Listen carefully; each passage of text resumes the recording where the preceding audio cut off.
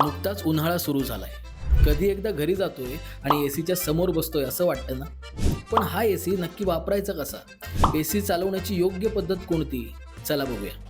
बऱ्याच लोकांना एसी 20 किंवा 22 डिग्री तापमानात चालवण्याची सवय असते, पण हे अगदी चुकीचं आहे. यामुळे दुहेरी तोटा होतो. ते कसं? तर आपल्याला माहिती आहे की आपल्या शरीराचे तापमान 37 डिग्री सेल्सिअस आहे. त्यानुसार शरीर 23 अंश ते 39 अंशापर्यंतचं तापमान सहन करू शकतं. पण जेव्हा आपण एसी 19, 20, 21 अंशावर चालवतो, तेव्हा खोलीचे तापमान सामान्य शरीराच्या तापमानापेक्षा खूपच कमी असते आणि ह्यामुळे शरीरात हायपोथर्मिया नावाची प्रक्रिया सुरू होते आणि शरीराच्या काही भागात रक्तपुरवठा कमी होतो. या सगळ्यामुळे तुम्हाला संधिवातासारखे आजारी होऊ शकतात. तर ह्या सगळ्यावर उपाय काय?